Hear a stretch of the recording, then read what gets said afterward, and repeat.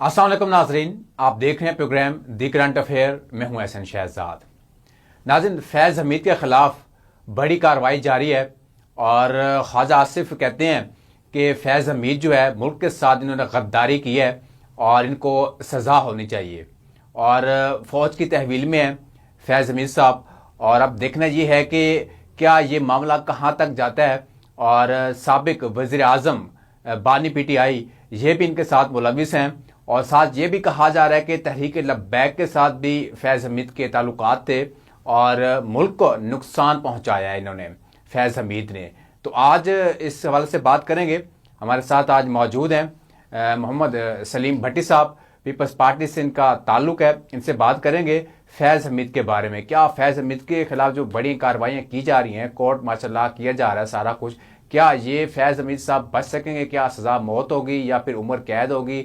अब सुनने में ये भी आ रहा है कि हो सकता है कि सज़ा मौत हो इनको, और ये भी सुनने में आ रहा है कि उम्र कैद भी हो सकती है इनको, क्योंकि मुल्क के खिलाफ साजिश की है इन्होंने। सर क्या कहेंगे?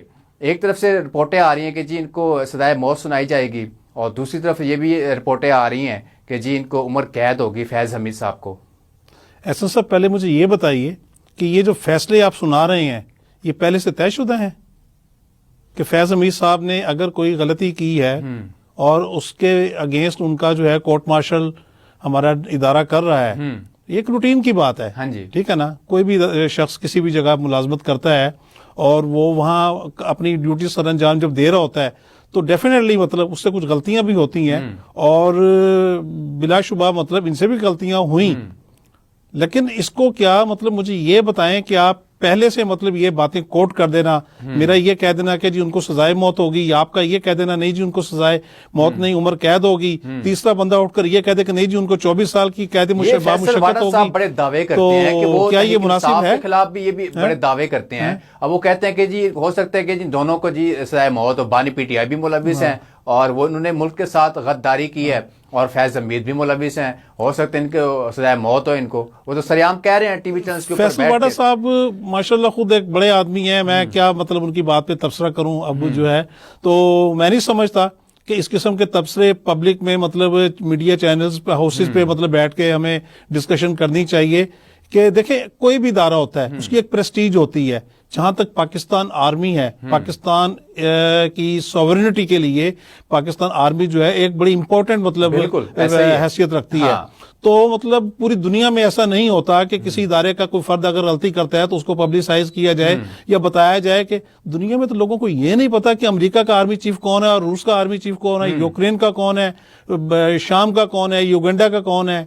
पाकिस्तान में सारा कुछ ही होता है। आखिर जरूरत क्या है इसकी? क्या आप समझते हैं कि फैज़ हमीद साहब ने गद्दारी की होगी मुल्क के साथ? देखिए जहां तक उनके मतलब अमल का ताल्लुक है, डेफिनेटली जिस तरीके से मतलब पाकिस्तान में माजी में सियासी तौर पे अवामिल रुबा अमल रहे, तो उसमें मतलब उनमें हमारे जो बदकिस्मती से हमारे इदारों के कुछ अफसरान जरूर मुलवस रहे। जैसे देखें ना, मतलब अकेले यही नहीं, जैसे अभी आप तहरीक लब्बैक की बात कर रहे थे कि तहरीक लब्बैक के धरने में रावलपिंडी इस्लामाबाद में मतलब जो है वहां पे फैजाबाद बैठ के वहां पे चेक तकसीम किए जा रहे थे, लिफाफे दिए जा रहे थे जिसमें नोट थे कि अब आपकी ड्यूटी पूरी होगी और आप ये चले जाएं। ये भी मतलब एक गलत रद्द अमल है जो हमारे इदारों को नहीं करना चाहिए। मेरी ये गुजारिश है मतलब आपके चैनल के तवस्सुत से कि हमारे जो इदारे हैं वो आइन के मुताबिक अपनी जितनी भी ड्यूटीज हैं उसको फॉलो करें। जो आइन उनको कहता है, जिस मकसद के लिए कोई इदारा बनाया गया है वो करें। जहां तक पाकिस्तान आर्मी का ताल्लुक है, पाकिस्तान आर्मी का हमारा बच्चा हमारे मुल्क का उसकी इज्जत करता है और पाकिस्तान आर्मी जो है हमारे मुल्क नहीं हमारी भी हिफाजत के लिए मौजूद है।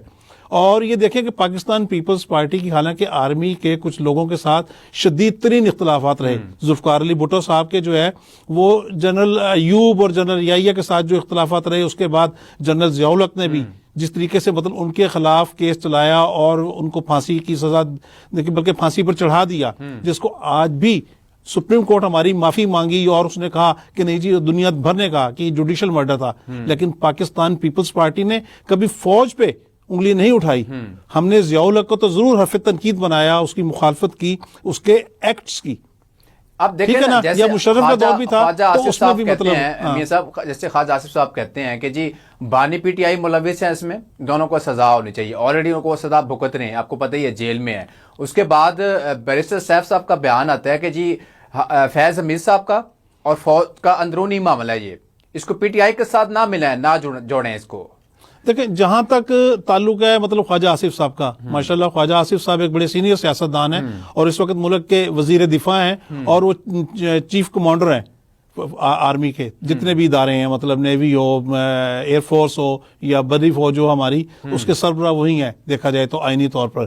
اور لیکن بدقسمتی کی بات ہے کہ مطلب کہ ہمارے جو وزیر دفاع ہوتے ہیں ان کی حیثیت ایک ڈمی سے زیادہ نہیں رہتی، چیف آف آرمی اسٹاف جو ہے وہ زیادہ مطلب کرتا رہے۔ اگر یہ لوگ اپنی ڈومین میں رہیں، کانسٹیٹیوشنل میں جتنے بھی آرمی کے افسران ہیں، جنرلز ہیں، تو یہ بات ہی نہ ہو۔ اور جہاں تک خواجہ صاحب کا کہنے کا تعلق ہے کہ جی اس میں مطلب خان صاحب کے ساتھ مطلب وہ ملوث تھے، تو ڈیفینیٹلی اس میں مطلب حقیقت تو کچھ نہ کچھ ضرور ہے، ٹھیک ہے نا۔ اور جہاں تک اب ان کی ہے کورٹ مارشل کا تعلق، دیکھیں یہ فوج کا ایک اندرونی عمل ہے، بالکل اندرونی معاملہ ہے۔ اس پہ میں نہیں سمجھتا کہ مجھے اور آپ کو رائے زنی کرنے کا کوئی حق ہے، جبکہ ابھی اس کی پروسیڈنگ چل رہی ہے، ٹھیک ہے نا۔ ابھی ان پہ فرد جرم عائد ہوئی ہے، فرد جرم عائد ہونے کے بعد ان کی مطلب انویسٹیگیشن کچھ ہو چکی ہوگی یا کچھ ہوگی، اور جو کاروائی ان کی ہوگی، ادارہ جو ان کو سزا دے گا وہ دے، مطلب اگر انہوں نے کوئی غلطی کی ہے تو، اور اگر انہوں نے غلطی نہیں کی تو ان کو چھوڑ دے گا۔ یہ بھی ساتھ خبریں آ رہی ہیں کہ جو 9 مئی والا جو واقعہ ہوا، اتنا بڑا سانحہ ہوا، اس میں بھی ملوث ہیں فیض۔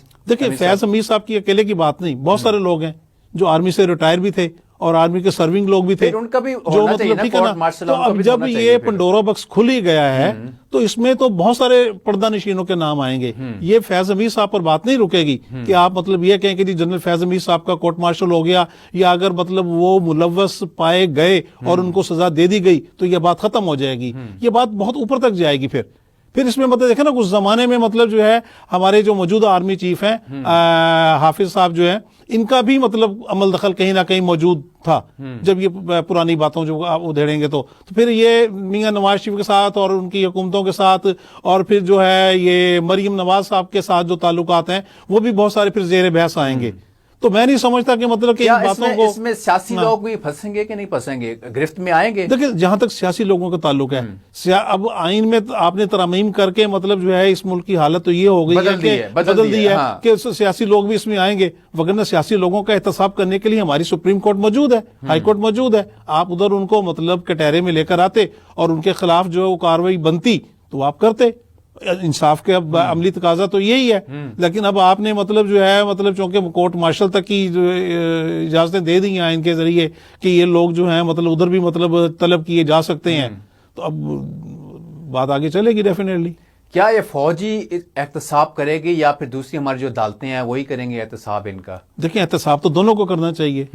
فوج اگر احتساب کرتی ہے، کوئی مطلب سزا دیتی ہے تو اس کی اپیل بھی تو پھر سپریم کورٹ میں ہوگی نا، یہ تو ختم تو نہیں ہو جائے گا معاملہ یہاں پہ۔ جہاں تک سپریم کورٹ کا تعلق ہے، سپریم کورٹ کو بھی عمل کرنا چاہیے۔ جب ججز جو ہیں وہ ہمت سے، حوصلے کے ساتھ، ایمانداری کے ساتھ فیصلے کریں گے اور بغیر کسی خوف کے، ججز بھی مطلب دیکھیں نا